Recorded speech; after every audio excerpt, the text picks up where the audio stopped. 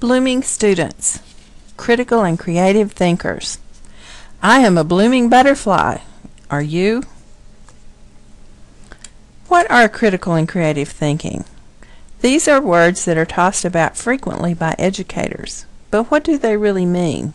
And what is the difference? Critical thinking involves logical thinking and reasoning. When we consider how things are alike or different, we are thinking critically. When historians consider what caused an event or the effects of an event, they are thinking critically. When scientists classify plants and animals, they are thinking critically.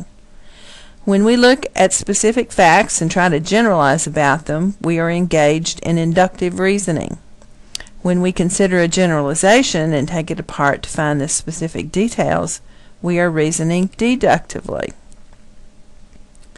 Creative thinking, on the other hand, is using the imagination to create something new and useful. It is thinking with flexibility, originality, and elaboration. It is making associations and creating metaphors. Creative thinking involves following where curiosity leads and thinking outside the box. Both critical and creative thinking are highly prized among employers in today's work environment. There are very few manufacturing factory jobs available where people are expected to do the same thing every day. Today's jobs are service jobs where employees are expected to analyze problems and create solutions. Although we think of them as separate concepts, they are really interdependent cognitive activities.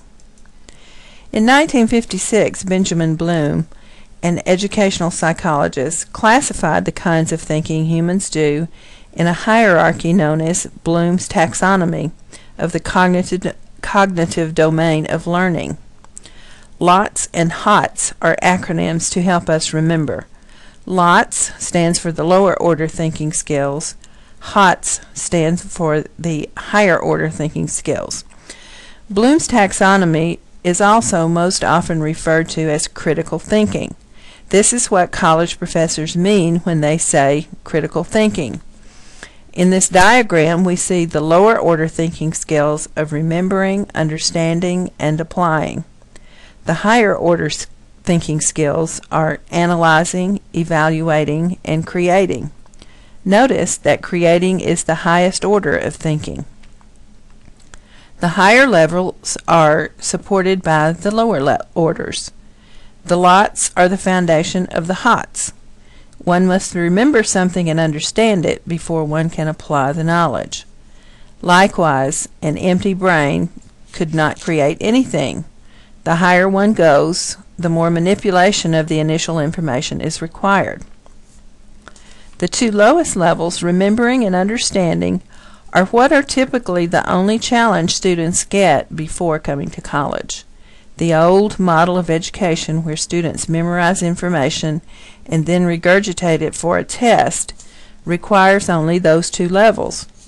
College professors assume a student can do that and expect the student to apply, analyze, evaluate, and create. That is why new college students are often surprised when their test results are not very good when they give back the information they've memorized. Likewise, employers expect application, analysis, evaluation, and creativity from their employees. College students must learn to discern the level of critical thinking required for the problem set by the professor. Each level requires a shift in thinking. Look for key words that professors use to indicate which level they are expecting. Notice the key words in the diagram associated with each level.